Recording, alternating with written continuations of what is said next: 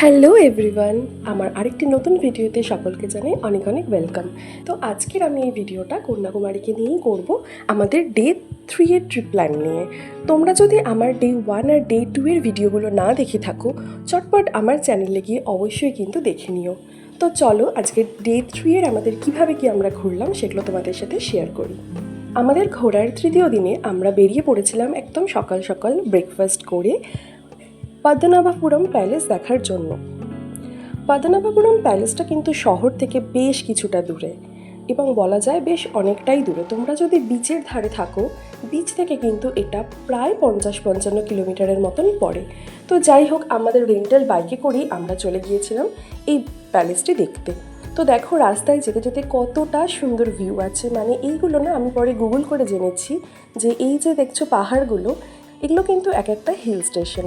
তো যার জন্য এখান থেকে দেখতে ভীষণ সুন্দর লাগছিল। সকাল থেকে মনটাও বেশ খারাপ, কারণ দেখতে দেখতে আমাদের ঘোরা প্রায় শেষের দিকে চলে এলো, কিন্তু কিছু তো করার নেই, এভাবেই চলতে হয়।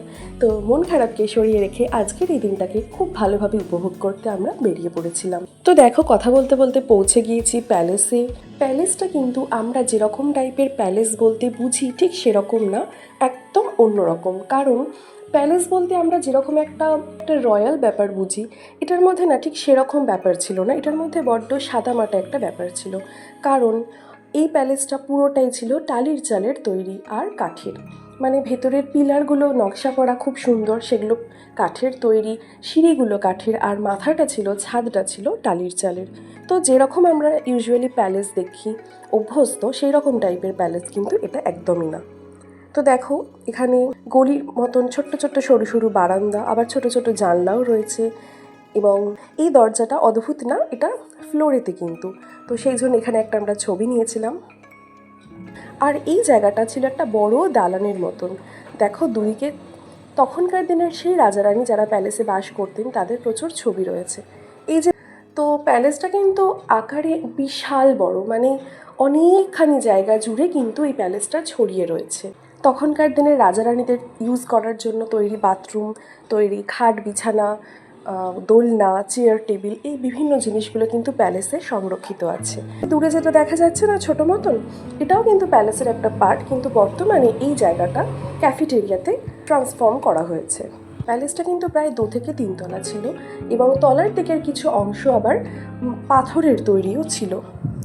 ভেতরে গাছ গাছালি সব মিলিয়ে বেশ ঠান্ডা ঠান্ডা একটা আবহ। তো আমাদের প্যালেস দেখা তো মোটামুটি হয়েই গেল। তো এবারে হোটেলে ফেরার পালা। তো সেম রাস্তা দিয়ে সুন্দর ভিউ দেখতে দেখতে হোটেলে ফিরে এলাম আমরা, এবং ফিরে কিছুটা রেস্ট নিয়ে ফ্রেশ হয়ে স্নান খাওয়া করে আমরা বেরিয়ে পড়েছিলাম বিকেলবেলা আবার সেই বিবেকানন্দ রকের ওই সারাউন্ডিং এরিয়াটা। বেসিক্যালি ওই এরিয়াটাই ছিল বিচের ধারে খুব সুন্দর একটা সময় কাটানোর মতন জায়গা। তো দেখো আগের দিন মানে ডে 1-এ আমরা যে যে জায়গাগুলো ঘুরতে পারিনি সেগুলোতে ঘুরতে এসেছিলাম। এটা হলো গান্ধী মণ্ডপম। গান্ধী মণ্ডপমের ভিতরে ক্যামেরা যেহেতু অ্যালাউড ছিল না, সেই জন্য ভেতরের কোনো ভিডিও নেওয়া সম্ভব হয়নি। আর এটা ছিল গান্ধী মণ্ডপমের পাশেই লাগোয়া একটা পার্ক, যে পার্কটা সমুদ্রের একদম গা ঘেঁষে। তাই এই পার্কটাতে বসে সময় কাটাতে ভীষণ ভালো লাগবে। এরপর এগিয়ে গিয়েই পেলাম আমরা সুনামি পার্ক।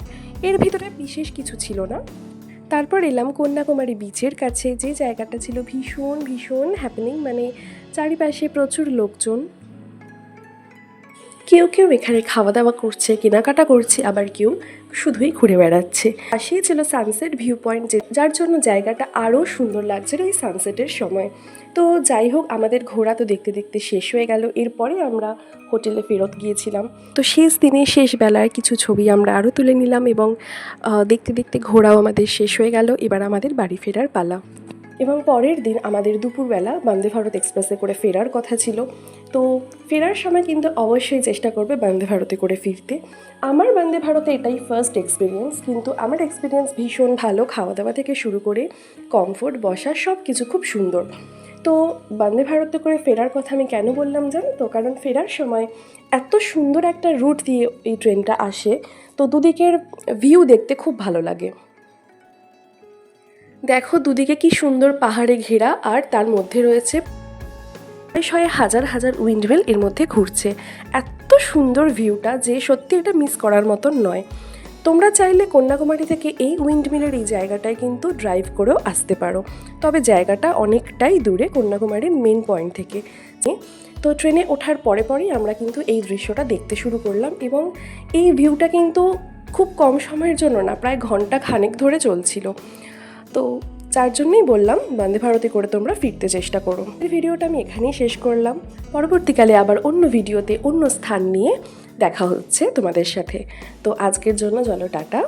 আমার ভিডিওটি যদি ভালো লাগে অবশ্যই করে লাইক আর কমেন্ট করতে কিন্তু ভুলো না, আর যদি ভালো লাগে আমার চ্যানেলটিকে অবশ্যই সাবস্ক্রাইব করে দিও। তো চলো আজকের জন্য টাটা।